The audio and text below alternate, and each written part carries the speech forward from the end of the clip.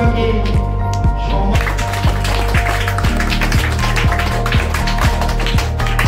এত সুন্দর করে এটাকে পরিচালনা করে এবং জায়গাটা এতটা সুন্দর, সত্যি ভালো লাগার মতো।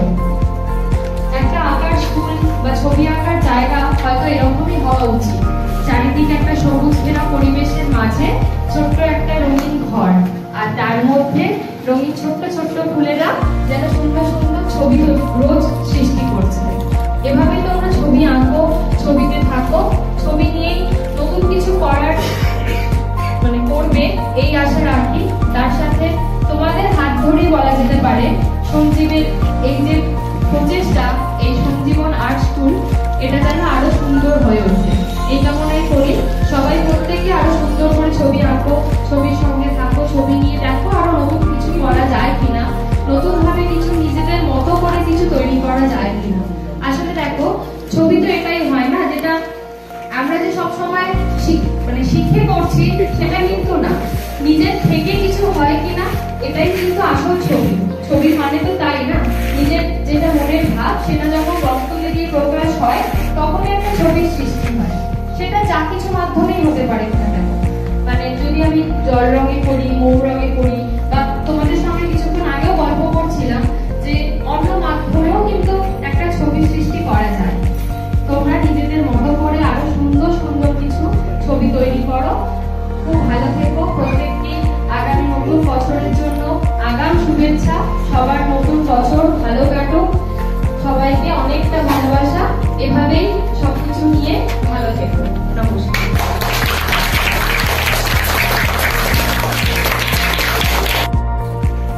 সবাইকে এখানে উপস্থিত যে দুইজন আমাদের টিচার আছেন, আমাদেরকে সবুজ দিয়ে অভ্যর্থনা জানালো।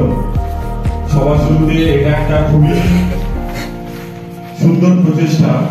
একজন মানুষকে একটা সবুজ উপহার করা আমার কাছে, একজন পরিবেশ কর্মী হিসাবে আমার কাছে তো অনেক একটা ভালো জিনিস।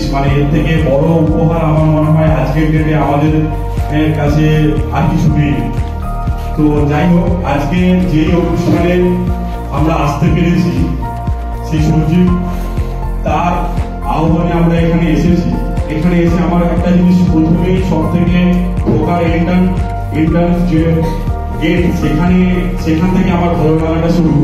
যে আলাদা করে এরকম একটা গ্রামের মধ্যে একটা ছোট্ট স্কুল, যেখানে এত বাচ্চারা, সঞ্জীবের মুখে শুনছিলাম যে প্রতি শনিবার, রবিবার এবং অন্যান্য দিন এখানে আরো অনেক ধরনের এখানে কালচারাল শিক্ষণীয় প্রতিষ্ঠান এটা বলা যেতে পারে। এখানে আঁকা এবং নাচ, আবৃত্তি, এগুলো সমস্ত কিছুই হয়। তো আমাদের গ্রামের মধ্যে থেকে সঞ্জীব যে এই প্রচেষ্টা শুরু করেছে, আমি তার দীর্ঘায়ু কামনা করি। এবং প্রথমত আমাকে শিক্ষককে বলা হচ্ছে, আমি কিন্তু আঁকার কোনোভাবে আঁকার পর্যন্ত জানি না। একটাই জায়গা যে আমার বিশেষ এখানে সুস্মিতা কুন্ডু, উনি এখানে এসেছেন। অ্যাকচুয়াল ওনার সঙ্গে থেকে আমার যবে থেকে পরিচয়, তবে থেকে এই ছবির সঙ্গে আমার একটা আত্মীয়তা বলা যায়, যে সেটা দীর্ঘ 8-10 বছরের একটা ব্যাপার। তো আমি ছবি দেখতে খুব ভালোবাসি। সব থেকে বড় কথা হচ্ছে ছবি দেখাতে আমার খুব কিউরিওসিটি। একটা ছবির মধ্যে একটা শিল্পী কি ভাব প্রকাশ করতে চাই, এটার পিছনে আমি ছুটে বেড়াই। আমি ছবি আঁকি না, কিন্তু এটার পিছনে ছুটে বেড়াই যে ছবির মধ্যে থেকে কি আছে, যার জন্য একটা শিল্পী তার মনের ভাবকে প্রকাশ করে তার খাতা, তুলি, রং, পেন্সিল এবং বিভিন্ন ধরনের মিডিয়াম থেকে প্রকাশ করে। এখানে অনেক বাচ্চাদেরকে দেখলাম যারা সত্যি খুব ভালো কালার করছিল, এবং ইন ফিউচার হয়তো পরবর্তী সময় তারা আরো ভালো কোনো মিডিয়াম ইউজ করবে এবং আরো সেই আঁকাটাকে নিজের ভাব প্রকাশের মধ্য দিয়ে প্রকাশ করবে। তাতে করে আমার মনে হয় সে পরবর্তী দিনে তার নিজের যে শৈল্পিক ভাবনা, সেটাকে প্রকাশ করতে পারবে। আর সঞ্জীবকে আরো এটা বলবো যে এত ভালো সুন্দর প্রচেষ্টা তুমি এখানে শুরু করেছো। এই বাচ্চাগুলোর মধ্য থেকে তুমি অন্তত পক্ষে 2-3টে শিল্পী তৈরি করো, যাতে করে তারা পরবর্তী সময়ে মেদিনীপুরের নাম উজ্জ্বল করবে। তার সঙ্গে সঙ্গে তোমার এই স্কুল থেকে যখন একটা স্টুডেন্ট পরবর্তী সময়ে কোনো আর্ট কলেজ বা তারও পরবর্তী সময়ে কোনো শিল্পীর সম্মান পাবে, তখন তোমার মনোবল গর্বে বুক ভরে উঠবে। তো আমি এটুকুই বলবো, তুমি তোমার মতো প্রচেষ্টা চালিয়ে যাও। আর এই গ্রামবাসীর কাছে সব থেকে বড় আবেদন যে সঞ্জীবকে সহায়তা করো, যাতে করে ওর যেই প্রচেষ্টা চালাচ্ছে তাতে করে যেন এখান থেকে ও অনেক অনেক ভালো ভালো ক্ষুদ্র শিল্পী এখান থেকে উঠে আসে। তো আর বেশি কিছু বলবো না। এখানে ম্যাডাম একটা ওয়াটার কালার ডেমনস্ট্রেশন করবে। এখানে সবাই দেখলাম প্যাস্টেল রং করছিল। তো এর পরবর্তী স্টেজ যদি আমরা আঁকার কিছু থেকে থাকে, সেটা অয়েল প্যাস্টেল থেকে ওয়াটার কালারে কনভার্ট হয় এবং ওয়াটার কালার থেকে শুরু হয় একটা শিল্পীর মানে ভাবনা। আমার মতে আমি যতটুকু ছবি সম্পর্কে বুঝেছি, তো সেই ওয়াটার কালার হচ্ছে অ্যাকচুয়াল কালার অফ নেচার বলা হয় ওয়াটার কালারকে। ওয়াটার কালার হচ্ছে এমন একটা ট্রান্সপারেন্ট কালার যেটা কিনা নিজে কিছুটা ক্যারেক্টার নেয় এবং শিল্পী তাকে আরো একটা কিছু ক্যারেক্টারে পৌঁছায়। তো সেই ওয়াটার কালারই আমরা এখন দেখবো।